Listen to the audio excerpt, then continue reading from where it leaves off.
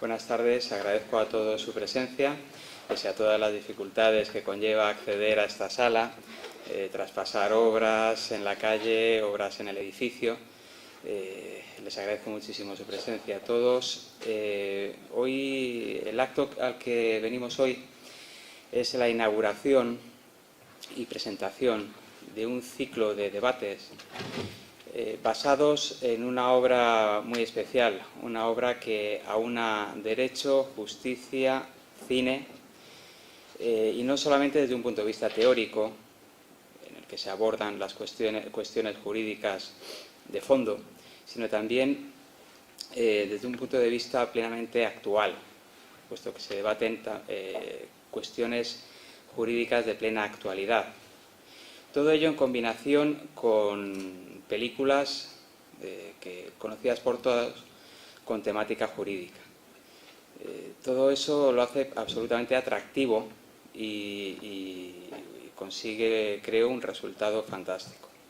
Desde la sección de Derechos Civiles que represento en este momento, nos congratulamos de colaborar con la Plataforma Civil para la Independencia Judicial, tanto en sus proyectos como en sus propósitos.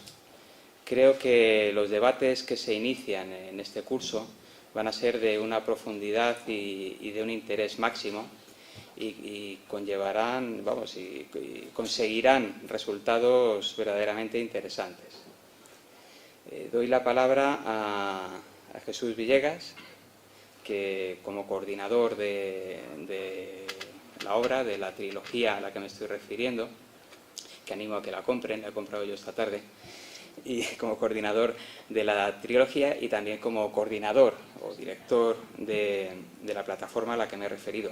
También tenemos aquí a otros dos representantes de la plataforma, José Muelas y Saúl Cepeda. Saúl Cepeda es un importante escritor y que además se ha centrado en el ámbito jurídico de novela negra también. Y José Muelas es un importantísimo abogado que fue decano de Cartagena. Cartagena es una plaza difícil y en la que me he batido en alguna ocasión y la verdad es que es fantástico contar con él.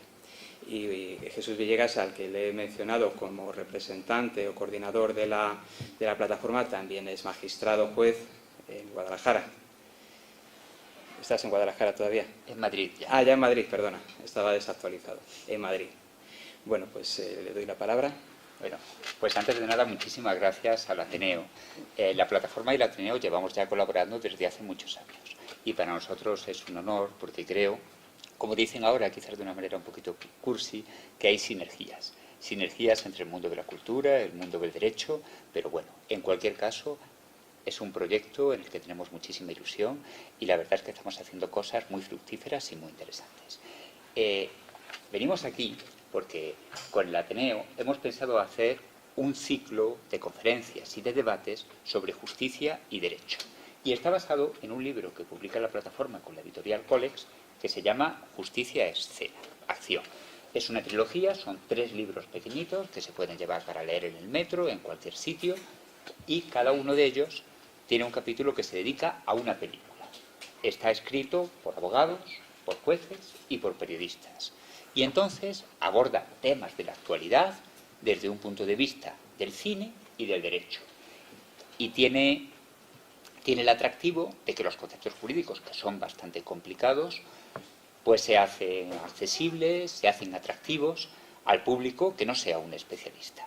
Como sabéis, la plataforma es una institución cuya misión es la despolitización de la justicia y en eso, pues la verdad es que estamos en línea con muchísimos colectivos de la sociedad civil que trabajan igualmente por esa meta. Por ejemplo, tenemos aquí a don José Muelas, de verdad, es una de las personas a las que yo más admiro. Él ha montado en redes sociales un movimiento que se llama la Brigada Tuitera, que tiene una iconografía graciosísima, porque es la de los húsares, y se organizan en compañías militares. Él es algo así como el teniente coronel, no sé exactamente cuál es el cargo de los húsares. Y entonces hacen cargas informáticas mediante ataques masivos del Twitter, y os voy a decir, no disparan con fogueo, consiguieron parar la ley de tasas judiciales del gobierno Gallardón, me parece. Sí, así fue. Es un ejemplo de cómo la sociedad civil, si se moviliza, puede conseguir resultados. Y entonces, bueno, él ha escrito un capítulo muy interesante que ahora os explicará. Y luego tenemos a Saúl Cepeda, que bueno, ya lo conozco desde hace un montón de años, participa en las tertulias de la revista Tempus, que es una revista digital que vengo yo editando desde hace tiempo. Saúl es una persona poliédrica y que nos interesa muchísimo tenerlo aquí porque es escritor, un escritor de calidad, os lo puedo decir, acaba de ganar un premio de novela negra, es periodista, bueno, y periodista que ha estado en el extranjero, no es uno de estos periodistas digitales, como llaman ahora, que desde el sofá de su casa, mientras ve la televisión y le cambia los pañales al niño, van escribiendo una crónica que luego mandan a la prensa para distribuirla por YouTube. No, no es eso. Él ha estado en zonas de conflicto. Hombre, me decía que incluso conoció a Karachi, me parece. ¿Cómo se llamaba? Ratko Mladic. Eso, Mladic, perdón. En Bosnia. En Bosnia. Además de que él ha vivido mucho tiempo en México, es una persona del mundo. Él es novelista, él es periodista, pero también es abogado. Y fijaos que aunque es una persona joven, ya no es un niño, y la carrera de Derecho se la sacó pues ya con una cierta edad, compaginándolo con otras actividades. Bien, ¿cuál es el esquema? Como os decía al principio, quiero que sea completamente dialogante, que preguntéis lo que queráis. Tenéis aquí a 3 de las profesiones más odiadas: abogados, periodistas y jueces. Aprovechad para verter todas las imprecaciones que queráis, porque ahora mismo nos vamos a dejar. Si no, el día de mañana podéis tener una demanda por don José, yo puedo mandar a la Guardia Civil para que os detengan, y el amigo Saúl puede desprestigiaros de por vida si hace una campaña de difamación por la prensa. Pero ahora mismo estamos en nuestro modo más inofensivo. Bueno, por lo menos a los ateneístas se les respeta. Sí. Siempre al dueño de la casa conviene, Claro. Claro. conviene respetarlo. Entonces, si os parece, vamos a hacer unas exposiciones muy breves, de 5 minutos cada uno, en la que demos unas pinceladas sobre el capítulo que hemos escrito, y luego, sin más preámbulo, pasamos directamente ya a un debate y a un coloquio que os aseguro que tiene mucha enjundia. Bueno, yo, acostumbrado a estar en sala, don Saúl, es que lo siento, pero mi alma de juez, mi toga, que ya la llevo como una segunda o una primera piel, quién sabe, no me puede hacer sino darle la palabra al señor letrado. Espero que vuestra merced no se moleste, porque lo pase en segundo plano. Señor letrado, es su turno cuando usted quiera. Bien. Bueno, es un honor estar aquí, ¿no? El señor juez que me ha dado la palabra, pues ha hecho una presentación extremadamente elogiosa de mí, y les puedo asegurar que probablemente sea pura retórica judicial. No hemos hecho más que lo que entendemos que cualquier ciudadano debería hacer. Es decir, la misión de un buen ciudadano es decir lo que piensa y que dé donde tenga que dar. Es decir, no hay por qué tener etiquetas. Uno lo que debe hacer es defender aquellas cosas en las que cree, decirlas y se acabó. Y si se utilizan los nuevos medios que la sociedad de la información nos facilita, pues mucho mejor. Antes se hablaba en el ágora de la polis, ahora se habla en redes sociales. A mí cuando me dijeron que escribiera este libro, el capítulo, me dijeron que procurase conectarlo con lo que era el objeto de la plataforma, que era la independencia judicial. Y poniéndome a buscar una película, pues me acordé de mi primer juicio conjurado. Bueno, como se está grabando, no les voy a dar demasiados detalles del juicio, pero sí recuerdo que una de las cosas que más me preocupó fue el primer paso de un juicio conjurado, que es la selección del jurado.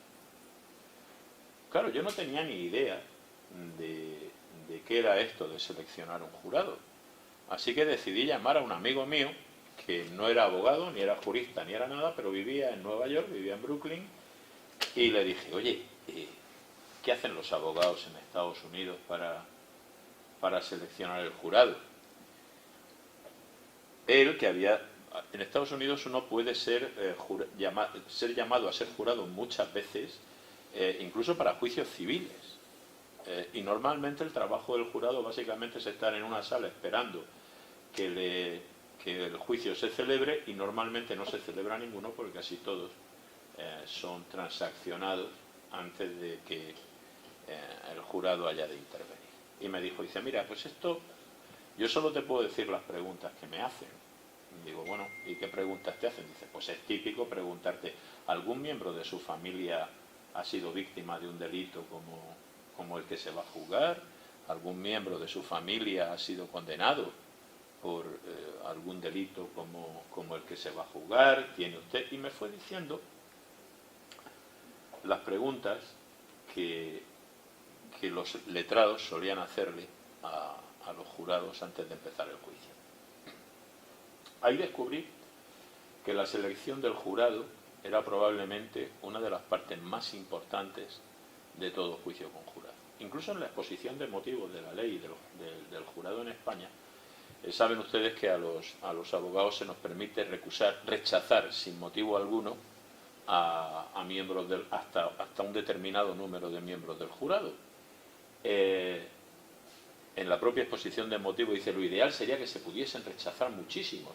Dice, pero tenemos que limitar el número. No, se limita a 4, uno dispone de cuatro posibilidades de rechazar. Entonces, ¿a quién tienes que rechazar? No quiero criticar a los fiscales, pero en general cuando veo a los fiscales rechazar a miembros del jurado suelen hacerlo casi por su formación, por su mayor o menor formación, entendiendo muchas veces, no digo todos los fiscales, digo algunos de los fiscales, entendiendo muchas veces que es mejor jurado aquel jurado que tiene más formación que el que tiene menos. Y eso no necesariamente tiene por qué ser así. En Estados Unidos hay una profesión que es selector de jurado. Cuando uno se va a enfrentar a un juicio, si dispone del dinero suficiente, va a contratar a una de estas personas que cuando aparece la lista de posibles jurados va a hacerles una radiografía completa de toda su vida. Van a determinar cuál de ellos es más conveniente para el caso que se va a juzgar y va a recomendar en la selección de jurados quiénes deben formar parte o quiénes no deben. Mi primer juicio era un asesinato, una mujer que había tenido pues un pasado importante de trastornos mentales debidos al consumo de heroína, pues una noche decide que estaba tratando de dejarlo, pero una noche decide que va a salir a prostituirse para ganar dinero, para poder pagar su droga. Su madre se opone, su madre le dice, hija, no vas a salir. La cliente empieza a ponerse violenta, los hermanos de ella, que saben cuán violenta se puede llegar a poner su hermana, comienzan a recoger los cuchillos de la cocina y a guardarlos en su carterita, la carterita del colegio, y a tratar de evitar que esta chica pues pueda disponer de un arma ofensiva, pero desgraciadamente no logran ocultarlos todos y la chica pues se hace con un cuchillo con el cual apuñala a su madre, y la primera o una de las puñaladas es tan violenta que da en el esternón y se dobla la hoja del cuchillo. Y ya para completar el drama les diré que la madre, cuando está muriendo apuñalada por su hija, no tiene ni una palabra de reproche para ella. Solo le dice, hija, ¿por qué me haces esto? Como se puede imaginar, cuando uno tiene que defender a una persona con estos hechos, no puede aspirar a que se la considere inocente, ¿verdad? Es decir, de hecho, mucha gente piensa que los jurados en España pueden ser blandos, y ya les aseguro yo que si algo puede desear una persona en España en un juicio con jurado es ser acusación, porque a los jurados no les gusta que haya asesinatos en su vecindario. Y recuerdo de esta primera experiencia que tuve, como siempre las instalaciones judiciales eran lamentables y en aquel momento los juicios por jurado en Cartagena se celebraban en una sala que estaba dentro de un tribunal togado militar, que era donde estaba la sección quinta de la audiencia de Cartagena en aquel momento, y las salas del jurado pues era una sala. Y recuerdo a uno de los miembros del jurado que se le oía desde fuera, dando golpes sobre la mesa y diciendo: por mis huevos que a esta no la absolvéis. Pero claro, se debatía sobre el estado mental de esta chica.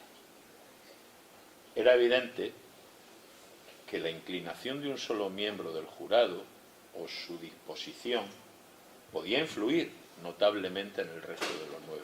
Y eso me llevó a seleccionar esta película, que se llamaba Jurado en fuga, se llamaba en su versión inglesa. En ella, 2 personas tratan de introducirse dentro del jurado, haciéndose pasar o adoptando todas aquellas características que el demandado podría desear para el miembro del jurado, y de esta forma operar desde dentro del jurado para tratar de persuadir al resto del jurado de su posición concreta jurídica,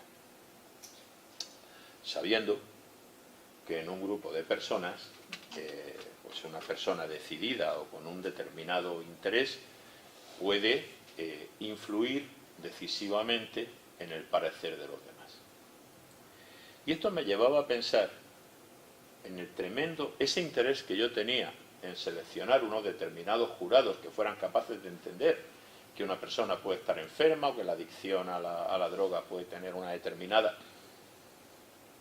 ¿Por qué los partidos políticos se pelean, pugnan con tanta vehemencia?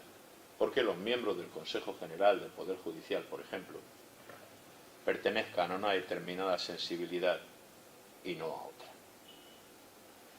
Porque España es una excepción dentro del ámbito de la Unión Europea en la forma en que se selecciona el gobierno de los jueces. Solo hay 2 países dentro del Consejo de Europa que no seleccionan sus jueces como el Consejo de Europa dice, haciendo que una parte importante de este gobierno sea elegido por los jueces de entre los jueces. Y esto me llevó a pensar, si estos partidos políticos, ahora que en la prensa muy a menudo se dice, bueno, es que la sala tal la componen 5 de orientación progresista, 4 de orientación conservadora, la sentencia va a salir, y los periodistas te telegrafían la sentencia antes de que se produzca, simplemente atendiendo a la composición de la sala, con lo dañino que es eso para la opinión pública, que dice, pero bueno, aquí votan después de ver las pruebas o votan en función de... ¿sabe? Y me pareció que la película podía ilustrar perfectamente ese interés o esa importancia que puede tener el seleccionar a una determinada composición de quienes han de juzgar, sean estos jurados o sean estos jueces. Así que, como era la plataforma de independencia judicial, pues dije, bueno, voy a utilizar esta película para ver si provoco un poco. Que no hace falta mucho, porque en España ya este debate está servido sobre la mesa, ¿no? Y ese era realmente mi planteamiento, porque yo comparto con la Plataforma Ciudadana por la Independencia Judicial que en España el gobierno de los jueces no se compone o no se... Hola, ¿qué tal? No responde ni a las exigencias de nuestra Constitución ni a las exigencias de los criterios del Consejo de Europa. Así que mi clienta, mi primer juicio con jurado, esta película y la selección del gobierno de los jueces, pues me permitieron escribir este capitulillo del libro, que espero que si lo leen pues les resulte agradable o al menos no demasiado desagradable. Y bueno, pues entiendan el trasfondo que me llevó a escribirlo. Me gustaría haberle dado más datos de este mi primer juicio, de esta mi primera experiencia de un juicio con jurado, pero comprendan que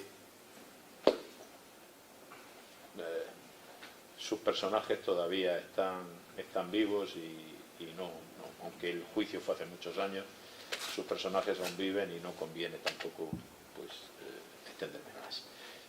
Y creo que es lo que tenía que decir, ¿no? Muchas gracias, don De José. nada. Saúl. Pues, bueno, lo primero de todo, mi agradecimiento al Ateneo por acogernos, porque es una casa fascinante y además un edificio misterioso donde los haya, que se pueden averiguar, con una agenda de actos muy interesantes. Y yo me acuerdo de cuando de pequeño venía de vez en cuando a algún acto con mi padre. De hecho, el primer acto que vine con 12 años a ver a Antonio de Odano, que presentaba un libro aquí. Y siempre ha sido un lugar pues, en el que se respira cultura, se respira ciencia, se respira civilización, y eso es muy importante. Por supuesto, a la plataforma, agradecimiento por contar conmigo siempre con estas cosas, porque creo que es importante que hablemos de este tema. Parece que la justicia es un tema que solamente interesa, solamente tiene share cuando hay algo polémico, cuando hay algo morboso. Por eso es un tema que es tan difícil de tratar, tan difícil de generar esos incentivos al movimiento, al cambio. Por eso movimientos como la Brigada Tuitera son absolutamente fabulosos en esa dirección, porque además están hablando de esa conexión, esas nuevas tecnologías, esa dimensión con el asunto nuclear de los problemas que tiene la justicia. Yo iba a poner un pequeño PowerPoint, pero como pasa siempre con los PowerPoints, siempre dan alguna clase de problema y no hay manera de manejarlos. Entonces, datos insuficientes para una imagen. Siempre hay algún... Vamos, esto me pasa habitualmente en la universidad, me pasa en cualquier escenario en el que hay que... a ver si... Bueno, lo iré pasando como un pequeño PDF, si no. Entonces,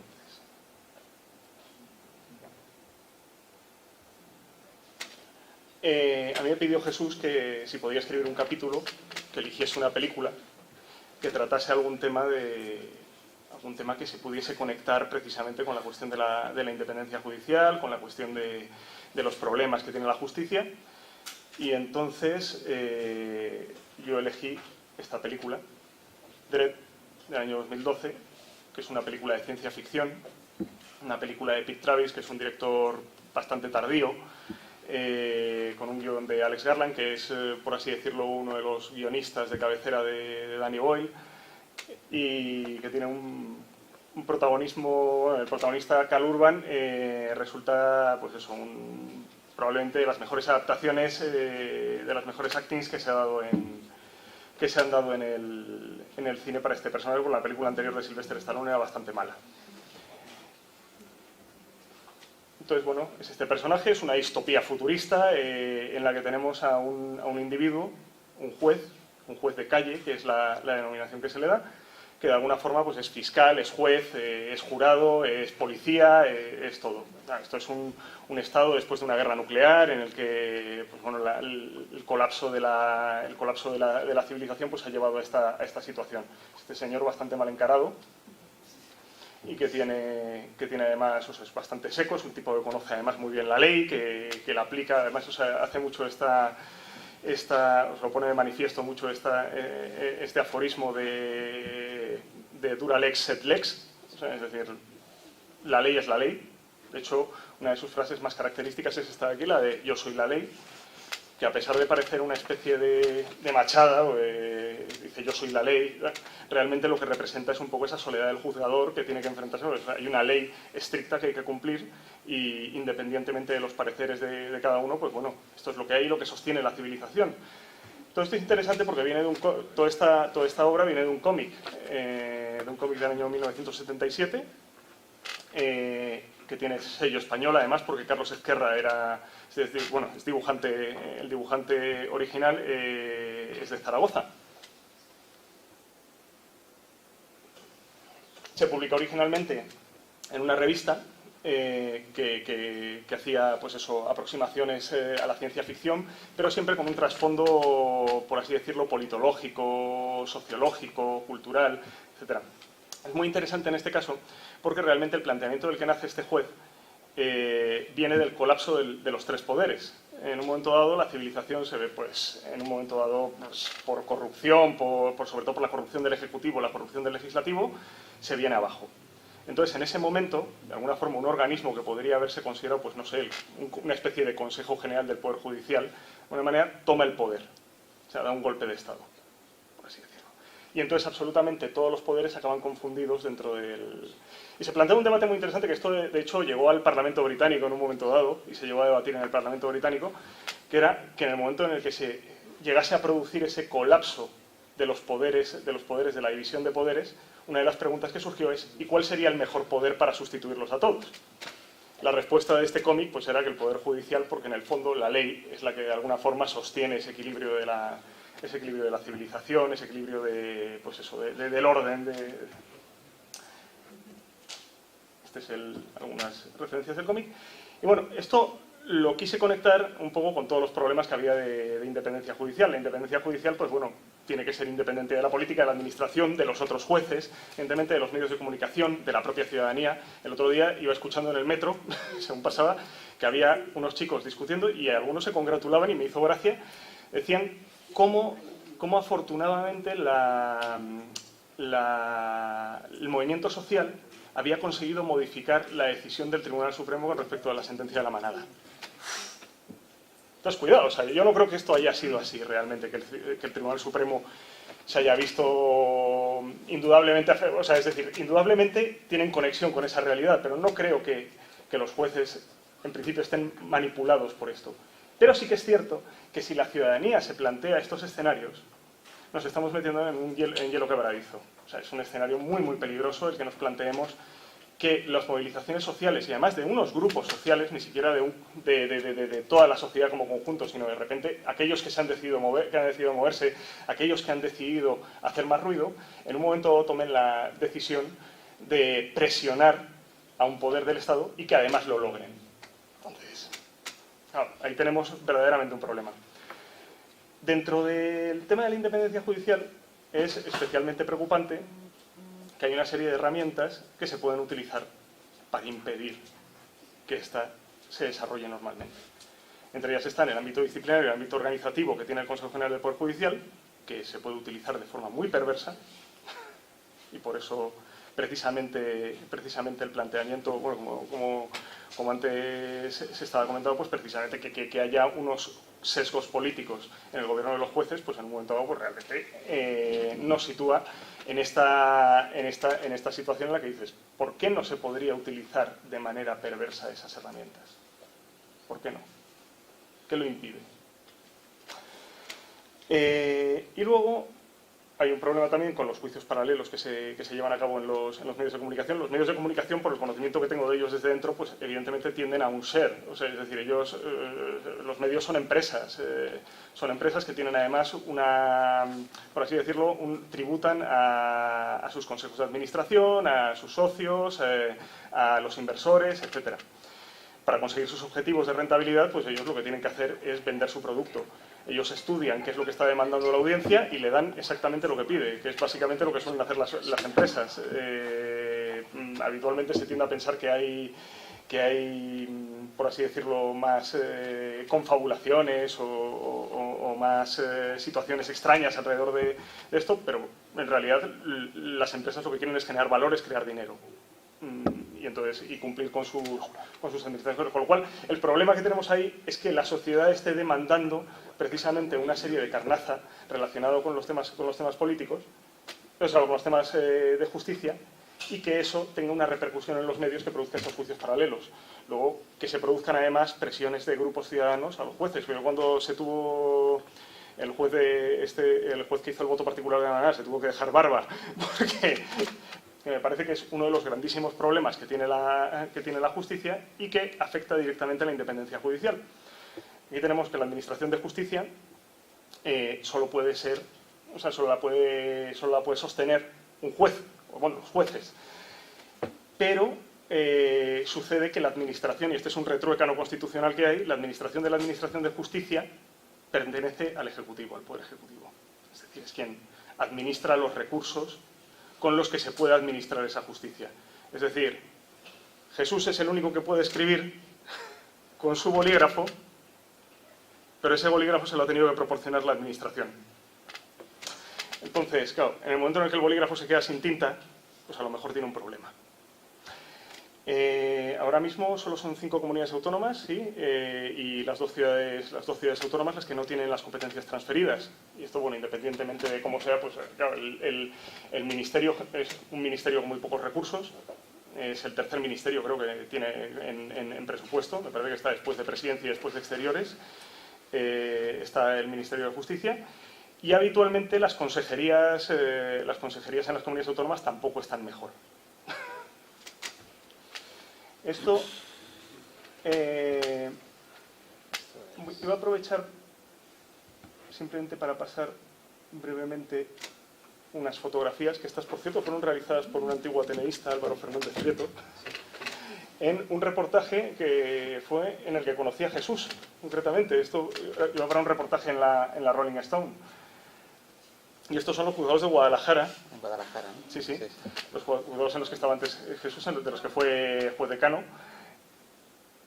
en los que más o menos se puede apreciar un poco pues cómo estaban dispuestos algunos elementos. Este caballero era el que llevaba el mantenimiento de los 5 edificios que dependían de justicia, que le pagaba ACS, me parece, 1.100 euros mensuales. Eso que hay en el suelo son piezas de convicción, es decir, pruebas. Entonces, bueno, todos estos archivos que se ven ahí, esto era muy gracioso. Cuando uno llegaba a los sótanos que además tenía 4 plantas de sótanos, los juzgados, y llegaba allí y veía todos estos expedientes acumulados, olía a gasóleo. Entonces, como le preguntábamos al de mantenimiento, ¿y por qué huele tanto a gasóleo aquí? Nos decía, no, es que reventó el tanque de gasóleo y dejó impregnado mucho papel. Por eso no es bueno fumar aquí.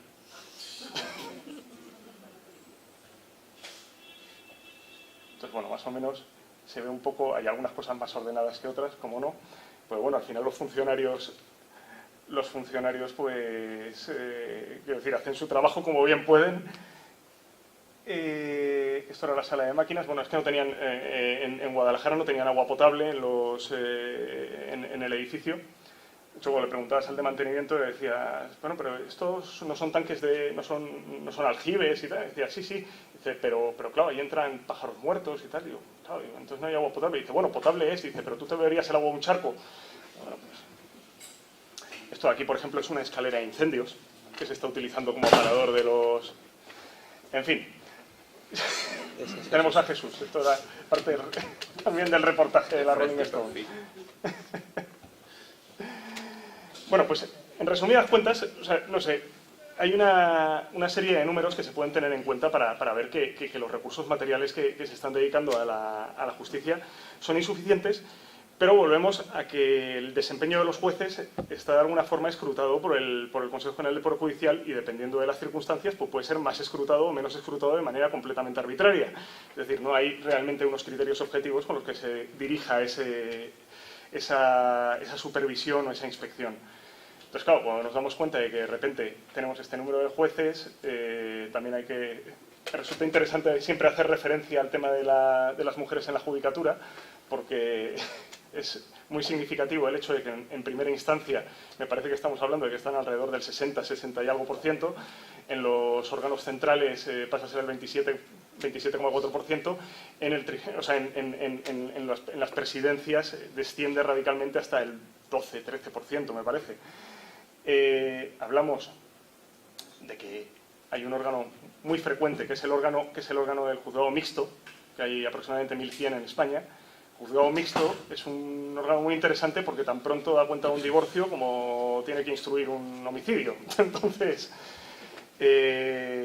resulta particularmente curioso cómo una persona tiene que hacerse cargo de dos tipos de procedimientos que podrían ser tan... Y bueno, quiero decir, en esa horquilla entran muchos más procedimientos de muchos más tipos, un incumplimiento, pues no sé, una reclamación de cantidad, robo con fuerza, en fin. Sí, mezclamos todo eso en un juzgado y entonces lo echamos a rodar. Tenemos una planta judicial que está absolutamente obsoleta. Es decir, las características de la planta judicial no se corresponden con la realidad social del país. Tenemos sistemas informáticos, aquí he puesto Minerva, Fortuny, Cicerone, Adriano, adelante, LexNet, el SIRAG para introducir las resoluciones. Pues eso, tenemos todos estos sistemas informáticos que además precisamente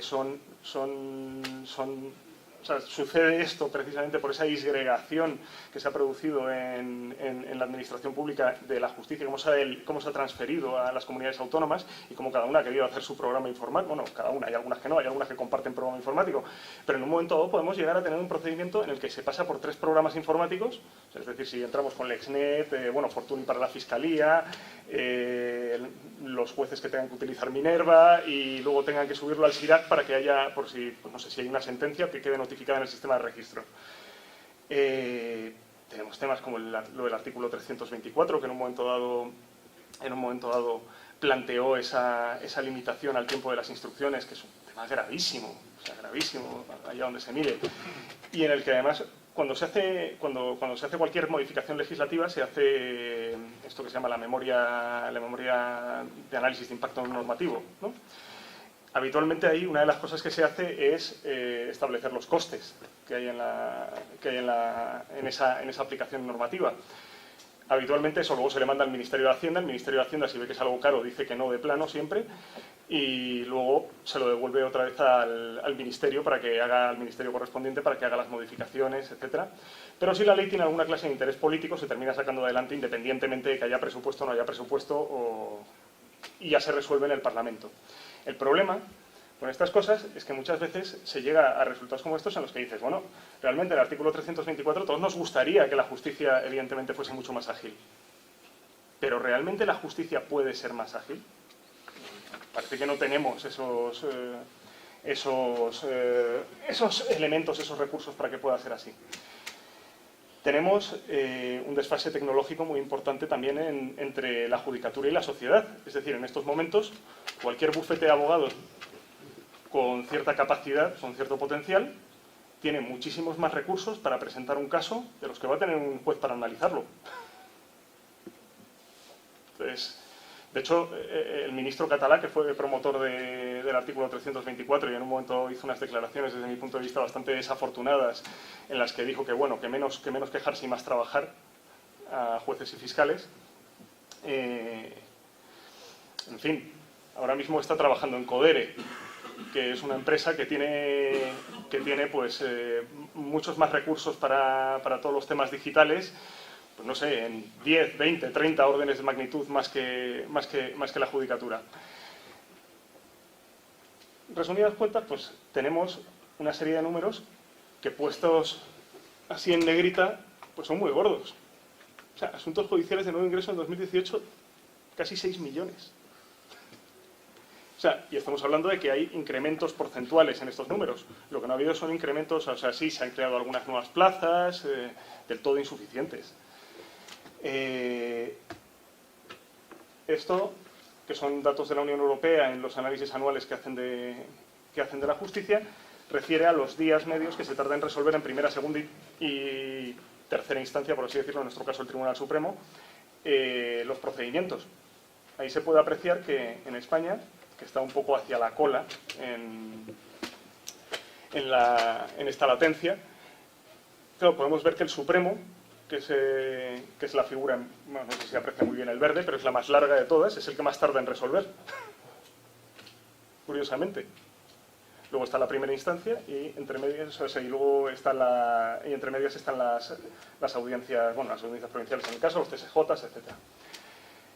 Vemos el número de abogados que tenemos en España, lo cual es representativo, o sea, que estamos en la zona alta de esta estadística en la Unión Europea. Lo cual representa, en el fondo, pues no sé, o que hay mucha gente mano sobre mano, o que tenemos una alta litigiosidad que que realmente tienen utilidad dentro del sistema. Y luego, sin embargo, aquí tenemos el número de jueces. Que, vamos, los números que siempre se están manejando, pues que nosotros tenemos alrededor de 11 por cada 100.000 habitantes y la media de la OCDE pues estaba, me parece que en 20. Que claro, o sea, un juez implica una oficina judicial, funcionarios, etcétera, que evidentemente trabajan todos ellos. Entonces, claro, llegamos a situaciones como estas. O sea, Sevilla nos están dando fechas para audiencia previa porque no hay. O sea, no hay. El 101 bis de Madrid, que además conozco al titular, claro, se están hablando de... No, me hablaba de 25 juicios diarios. 25 juicios diarios. Pues estamos hablando de 25 juicios diarios, o sea, creo que lo decía en mi capítulo del libro. Digo, a ver, o sea, un juez puede ser una persona muy preparada, puede ser una persona que ha sacado una oposición durísima, puede ser una... Pero es que está ligada a las leyes de la termodinámica. O sea, no es una persona que de repente pueda plegarse y decir, bueno, voy a asumir 25 personalidades y voy a analizar todo esto desde... O sea, es básicamente imposible, con lo cual, o sea, si tenemos un sitio en el que se están celebrando 25 juicios diarios, que se tienen que analizar otros tantos expedientes cada día, no, evidentemente no es asumible. O sea, temas de cláusulas abusivas, claro, además cuando se crean nuevos problemas sociales, la respuesta precisamente la respuesta gubernativa es muy lenta a la hora de crear, o sea, de generar nuevos recursos para acometer este problema. O sea, un social de Madrid con 2.000 procedimientos anuales. Pues claro, o sea, es que simplemente hagamos divisiones entre días disponibles de un año y los procedimientos que se reciben. O sea, entendemos que un procedimiento es una cosa importante, que si nosotros fuésemos parte de ese procedimiento, querríamos que ese procedimiento se mirase con atención. Vamos a pedirle a una persona que lo mire con atención en media hora, que es a lo mejor de lo que dispone, para que lo pueda sacar rápidamente. O sea, estar en ratios de productividad del 300%. Claro, ¿qué es lo que sucede con estas cosas? Que muchos jueces, cuando ven que de repente hay un juzgado que está empantanado, a nada que tengan antigüedad, se largan. Y entonces el que quiere acercarse a una plaza, pues porque, no sé, por motivos personales, puede ser porque quiere vivir cerca de donde está su familia, y entonces dice, bueno, pues que la única forma de irme en este caso Valencia, de irme a Valencia, pues es concursar a este juzgado en el que está absolutamente empantanado. Y entonces va a llegar una persona allí y se va a encontrar con esto. Eso además induce a que no va... Claro, lo normal es que la gente se desmoralice. 100 diligencias previas en delitos de la salud pública en Algeciras, que esto, claro, sabemos el problema que hay con la droga en este partido judicial. O tener 45 personas por órgano de media en prisión preventiva. Eso es una de las cosas que quizás más aterran a un juez, que es causa con preso, que además tiene esas etiquetas rojas grandes para que se vea claramente que la... Claro, evidentemente, este es el resultado. Resumidas cuentas, yo creo que tenemos que hacer una reflexión muy seria sobre los recursos y yo creo que es muy importante, por eso es muy interesante la labor de la brigada tuitera, la labor de la plataforma, son muy interesantes porque son martillos pilones y están dando constantemente en este tema. El problema es que la justicia es muy poco atractiva cuando se trata desde este tipo de perspectivas. Y es muy atractiva cuando se trata desde lo morboso, desde la cuestión circunstancial, desde la opinión propia, etc. Y en resumidas cuentas, eso era lo que quería contar con mi capítulo. Pues muchísimas gracias, Saúl. Gracias.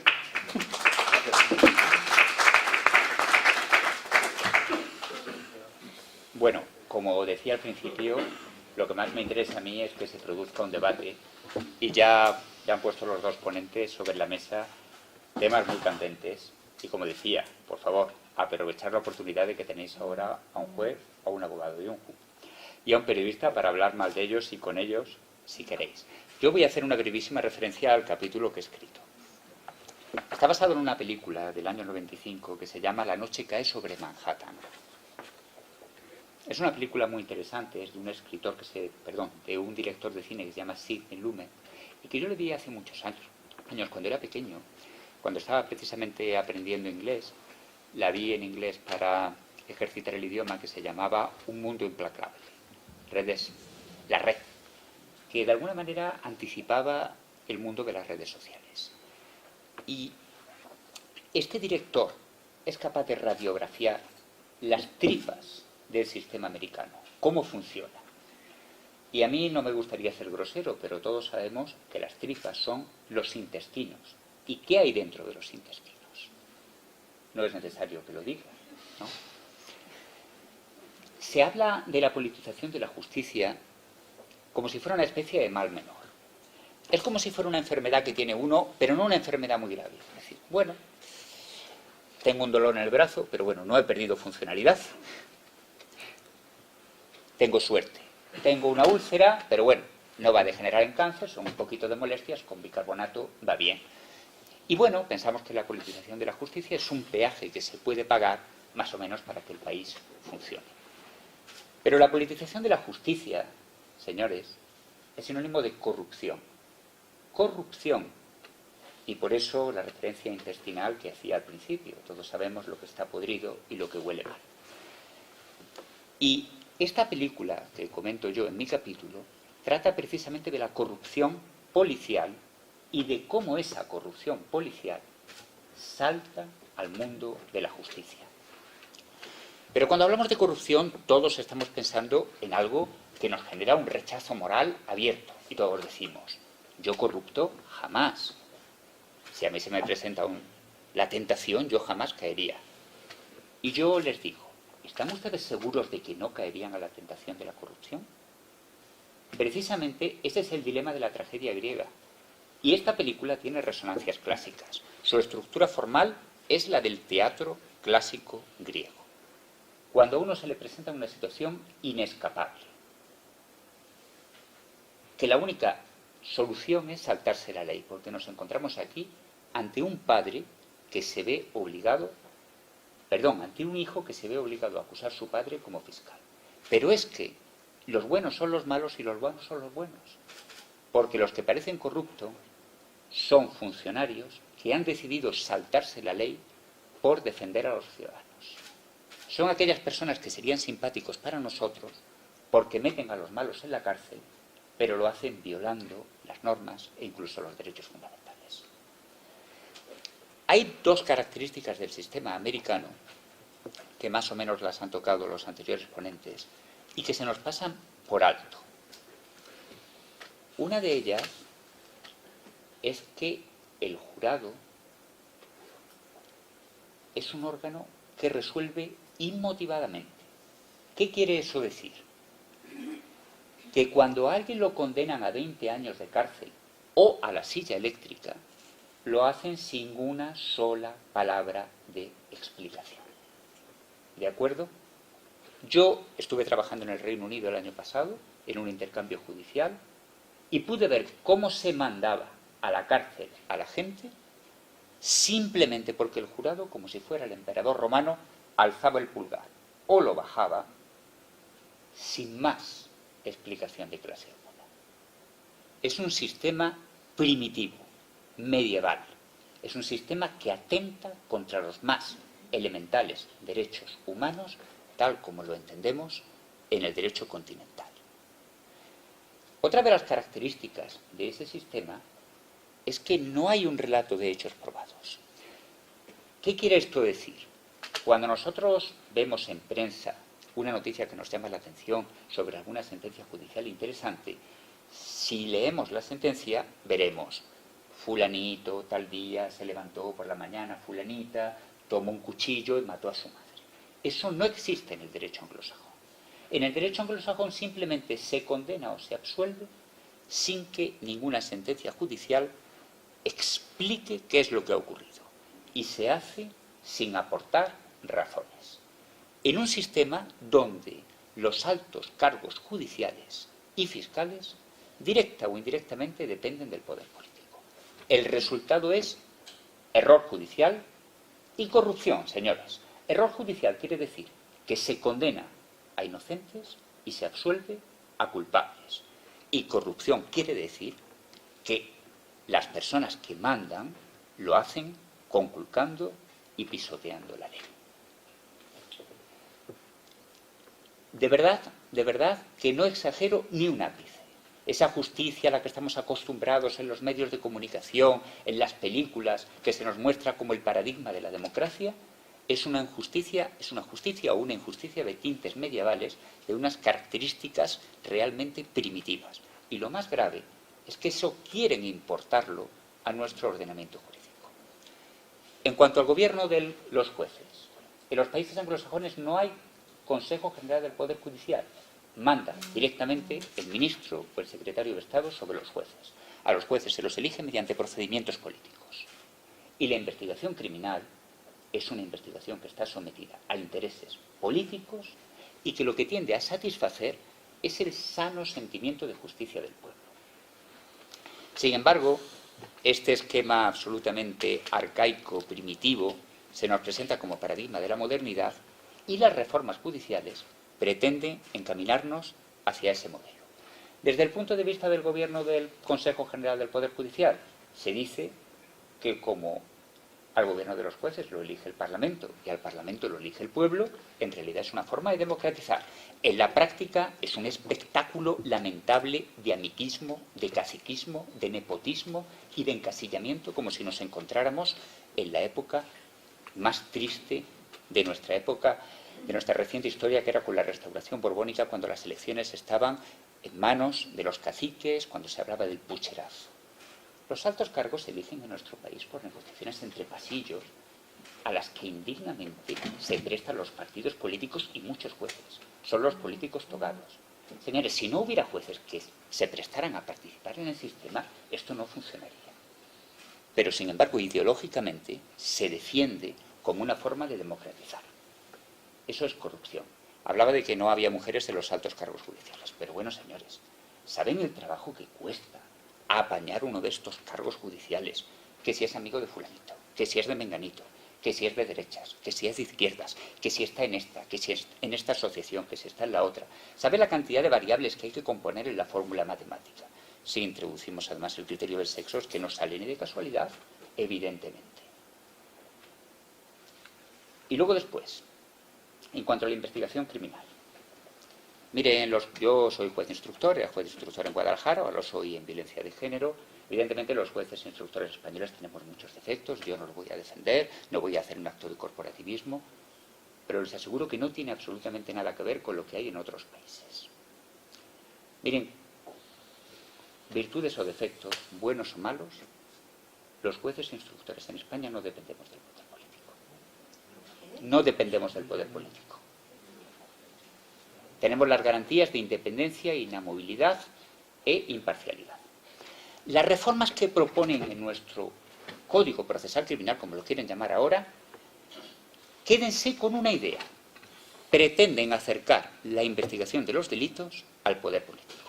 Hay una gigantesca retórica, hay una palabrería, hay una hojarasca verbal que habla del principio acusatorio, de la vigilización de la justicia, del modelo inquisitorial.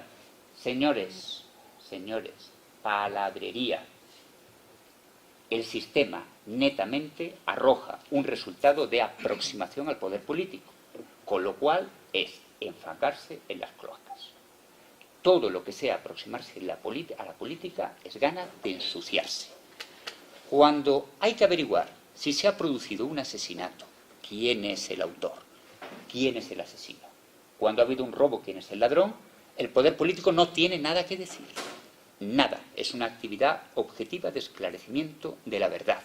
Y las reformas judiciales, las reformas legislativas que pretenden modificar nuestro sistema de investigación criminal, lo que quieren es aproximarlo a la política. Pero fíjense, lean los artículos, esos que escriben los políticos togados, esos que escriben esos empolvados y bien olientes intelectuales del poder, esa gente que está tan próxima a los que mandan y que tanta ilusión les hace salir en los medios. Es muy difícil entender lo que quieren decir. Todo es circunloquios, retuécanos, aproximaciones indirectas. En la práctica es aproximar la investigación criminal a la política. Y eso, se lo digo, es corrupción. Esta película yo les recomiendo que las vean. Afortunadamente lo que ocurre en esta película no es trasladable a nuestro sistema, porque si en España un juez o un fiscal o un policía descienden al lodo con semejante impunidad, automáticamente serían expulsados del sistema. Ha habido jueces en España corruptos. No estoy hablando solamente del caso Estevil, había en Canarias uno que cobraba mordidas. Afortunadamente los abogados, en el momento que ven eso, lo denuncian y ese señor es sacrificado. Si el sistema lo vamos haciendo más opaco, si lo vamos aproximando a la política, si vamos cortando las garantías, lo que ocurrirá en España es lo que pasa en los países anglosajones. Y punto. ¿Que les parecerá muy bien? ¿Que queremos todos hablar inglés? Les aseguro que a los que estamos aquí sentados no nos gustaría ser juzgados por un tribunal anglosajón. Y ya termino porque están a punto de llegar las elecciones. Señores, los políticos tienen miedo. Tienen mucho miedo. Le temen a un titular, le temen a un Twitter viral, como a una vara verde. Instituciones como el Ateneo, periodistas, abogados, la brigada tuitera, los profesionales, podemos influir en la política. Da igual que sean de derechas o de izquierdas, progresistas o conservadores. Lo importante es decirles, señores políticos, no metan sus zarpas en la justicia. No contaminen lo que ahora ha sido limpio. Hagan sus necesidades en el retrete y no las hagan sobre la diosa justicia. Eso es todo.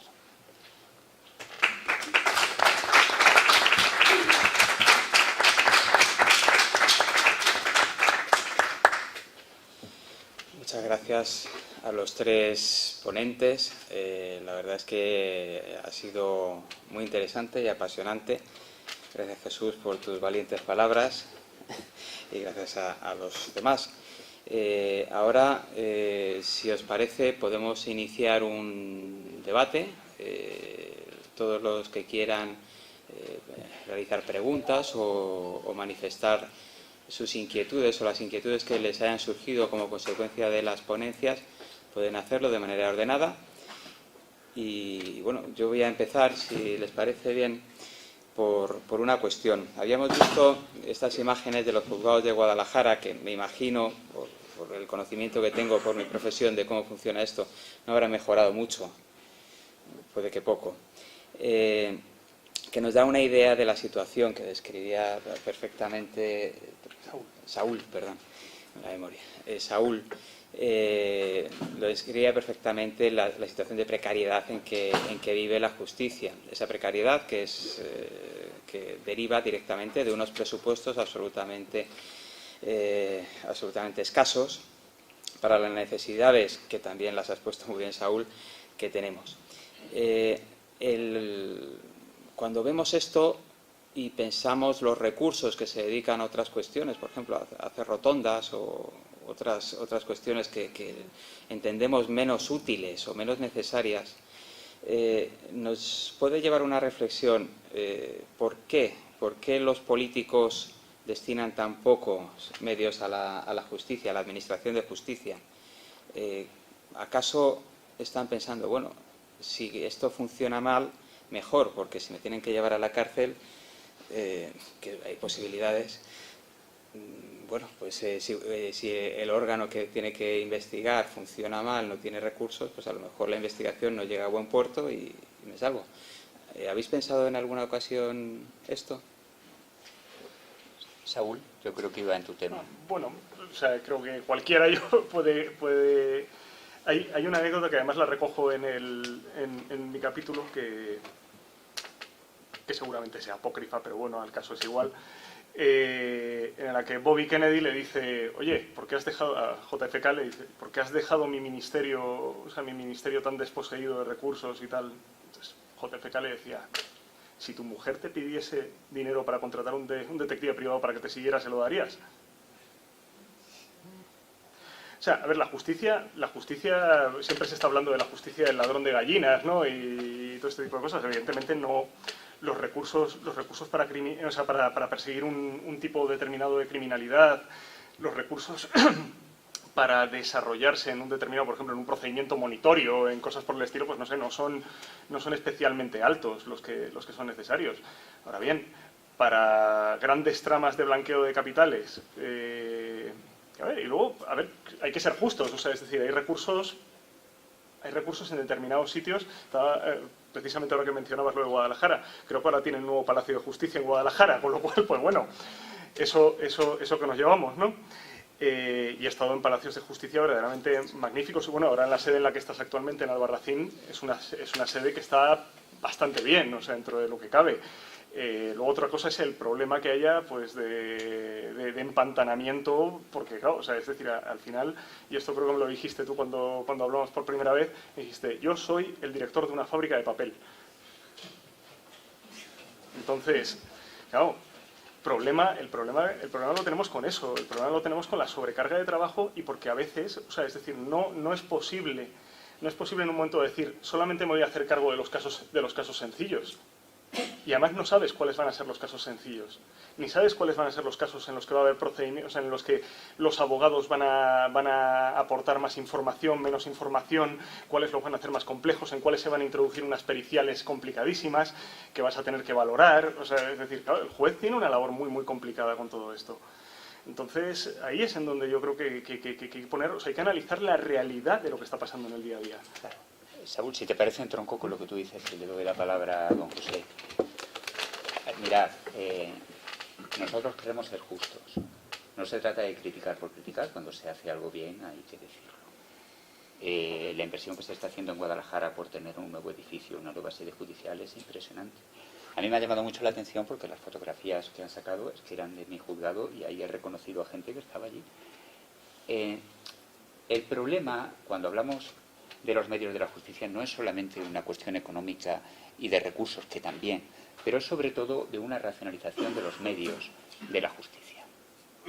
Los procedimientos en nuestro país son tremendamente arcaicos y están concebidos para una justicia del siglo XIX, en la cual el juez tenía a lo mejor una semana entera para poner una sentencia. Fijaos que nuestras leyes dicen el juez dictará sentencia en 3, en 5, en 10 días. Esa forma de redactar está tomada de los textos decimonónicos.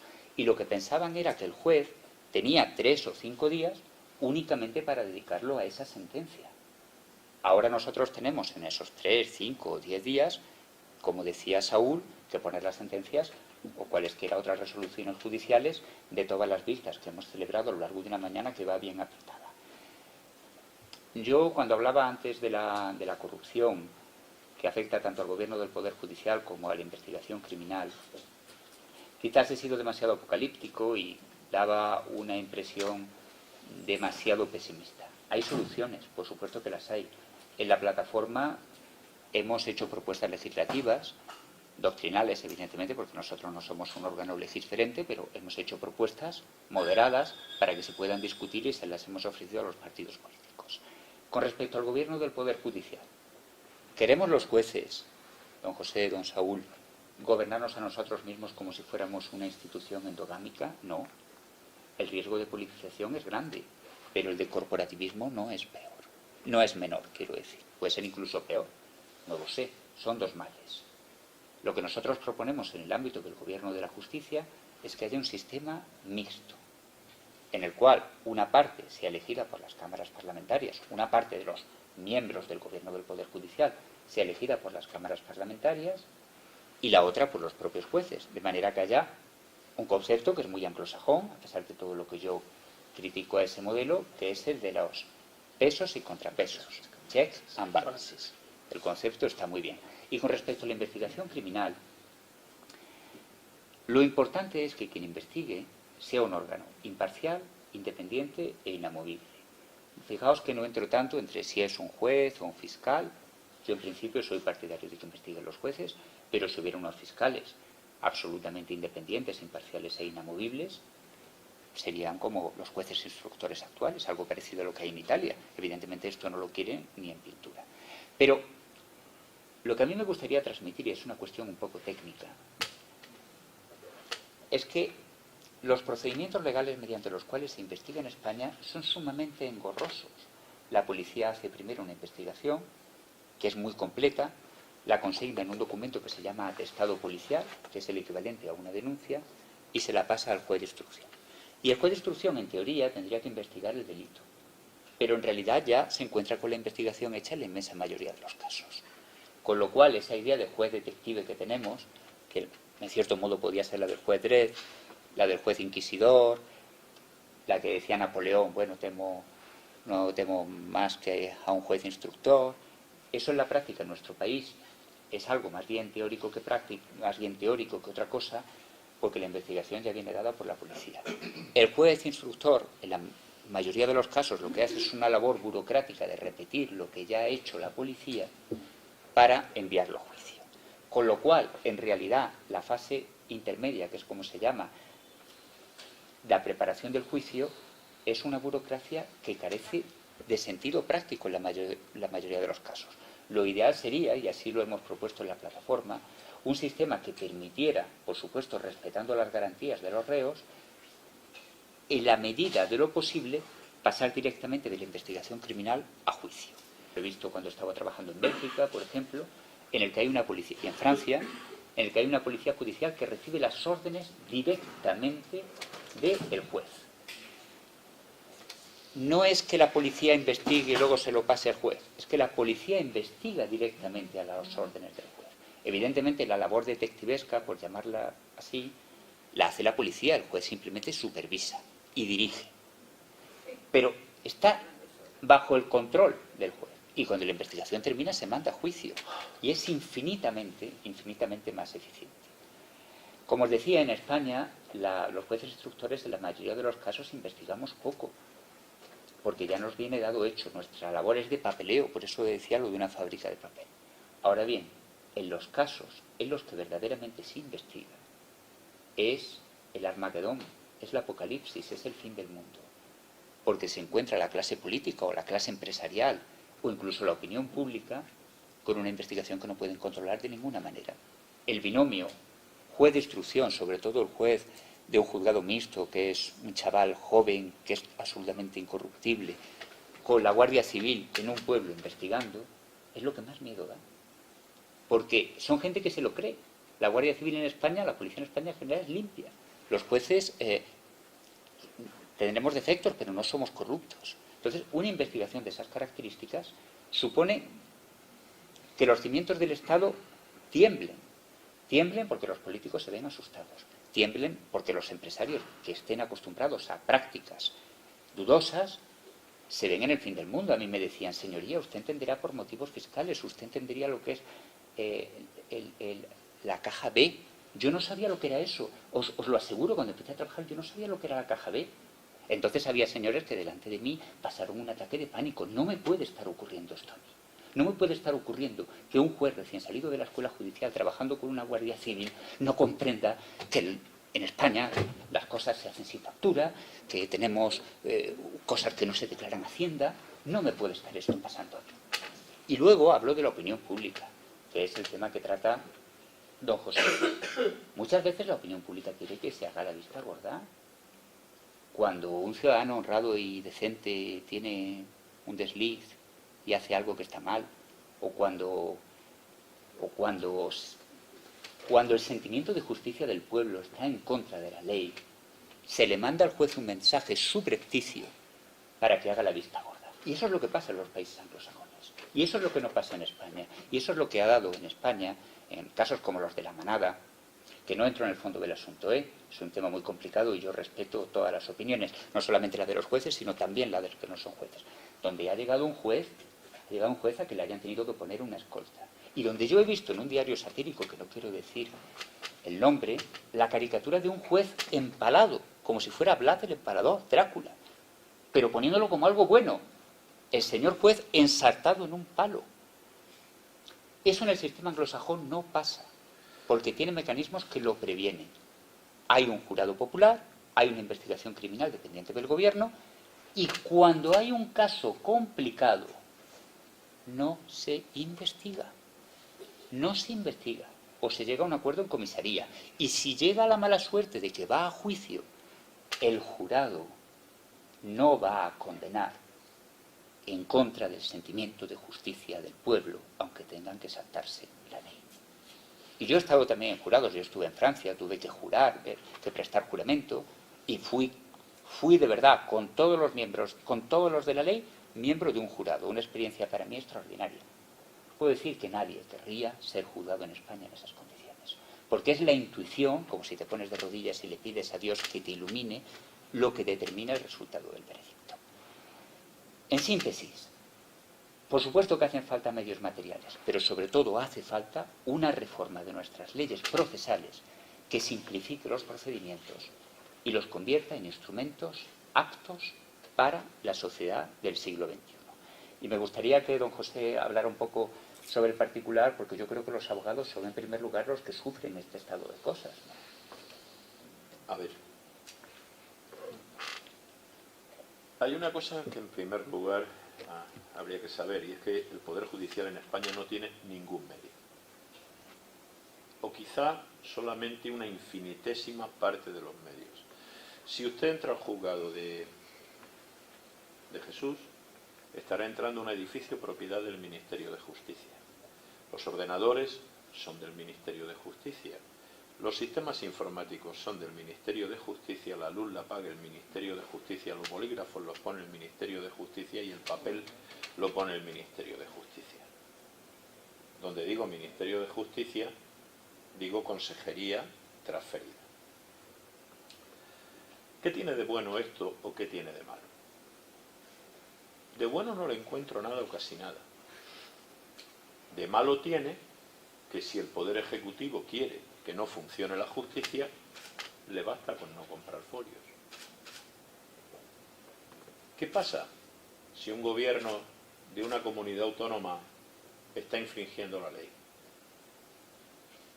¿Puede parar la Administración de Justicia en su comunidad autónoma? Durante las acciones que precedieron y sucedieron al referéndum del 1 de octubre, muchos jueces en Cataluña decidieron dejar de archivar sus resoluciones en el sistema informático que ponía la Generalitat de Cataluña, porque temían que ese sistema fuese desconectado en cualquier momento, porque el sistema no era del Poder Judicial, el sistema es de la Consejería. Recientemente la Fiscalía ha denunciado que personas ingresaron dentro de los sistemas informáticos de la Fiscalía. ¿Por qué? Porque no pertenecía al Poder Judicial, porque pertenecía a un órgano distinto del Poder Judicial. Tenemos policías autonómicas, policías locales, tenemos Guardia Civil, tenemos Policía Nacional, pero no tenemos Policía Judicial. Cuando se aprobó la Constitución comenzó el debate para decir, ¿qué policía judicial habrá? ¿Podrán los jueces tener mando directo sobre algún tipo de policía? ¿Pasarán a la Guardia Civil, que es un cuerpo especialmente respetado en España, para que haga funciones de policía judicial? ¿O quizás será la Policía Nacional, entonces Policía Armada? La realidad es que el final fue que ninguna de las policías pasó a depender del Poder Judicial. La realidad fue que al Poder Judicial no se le ha dado nada y que hasta el sistema nervioso del Poder Judicial, que son sus redes informáticas, está en manos del Poder Ejecutivo. Si mañana el ministro de Justicia desconecta la tecla en Minerva, LexNet, Adriano o lo que sea, el Poder Judicial fallece por falta de sistema nervioso que lo controle. Lo más gracioso es que eso lo puede hacer un consejero de la Generalitat, un consejero en el País Vasco, en Navarra, en Andalucía, en Canarias, en Cantabria, en Galicia, en todas las comunidades que están transferidas. ¿De verdad queremos eso? Aparte, cada una de estas comunidades tiene un sistema nervioso diferente.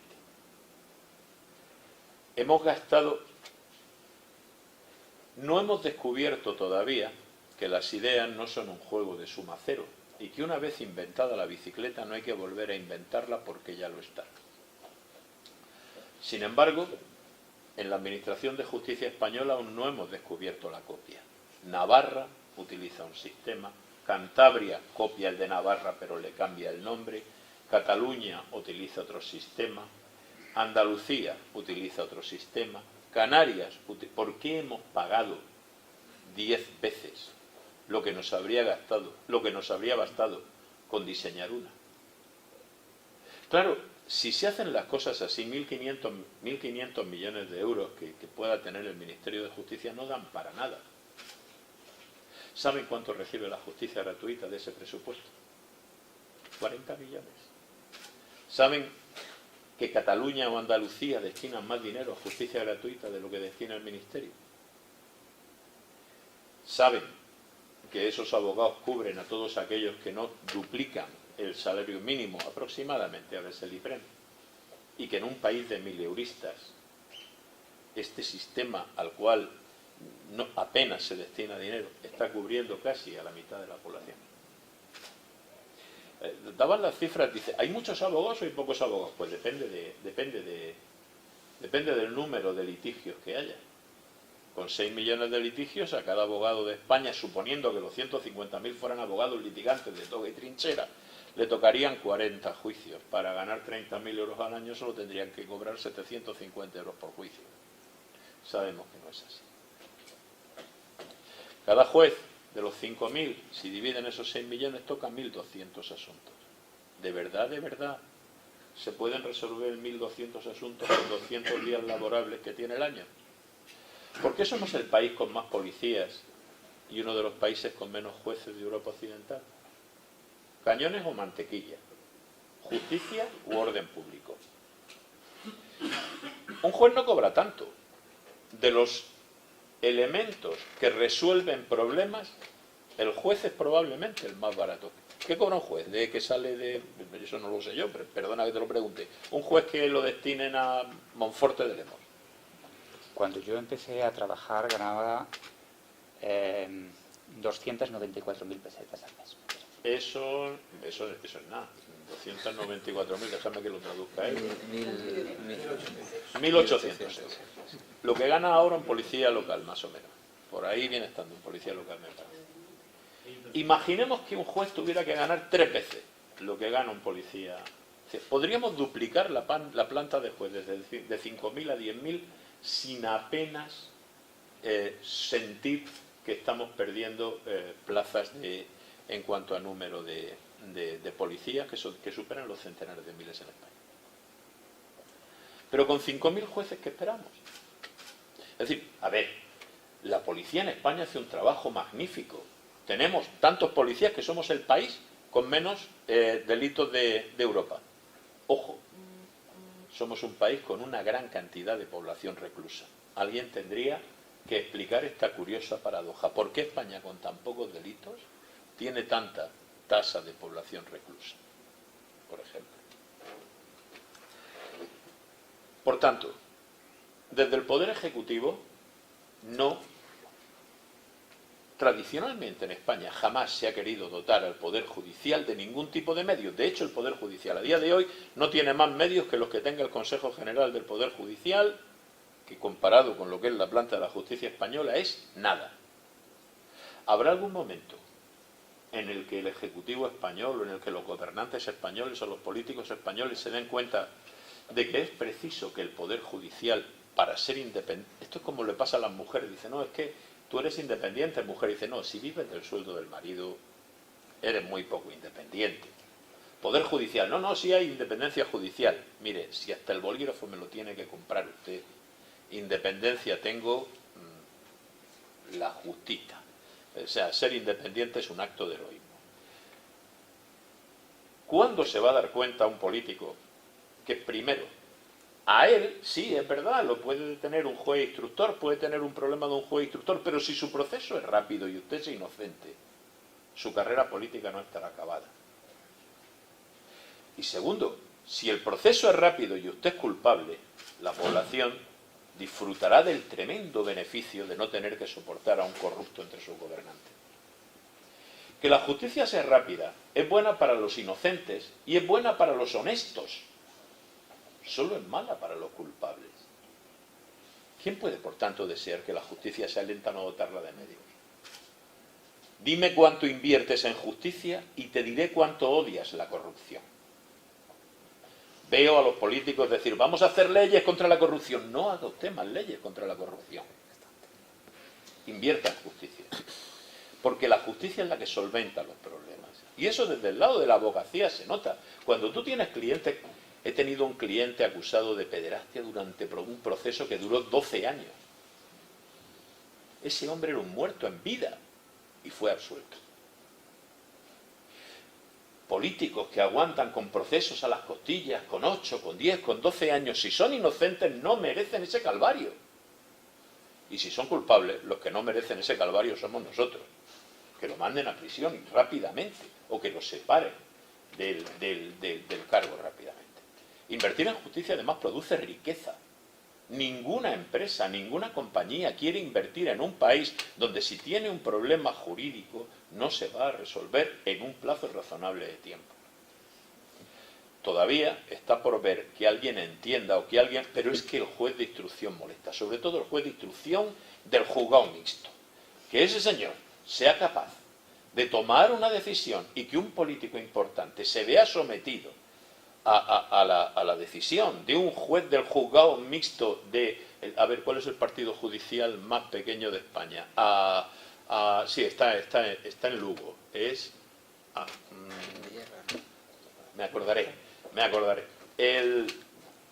Claro, eso no se admite.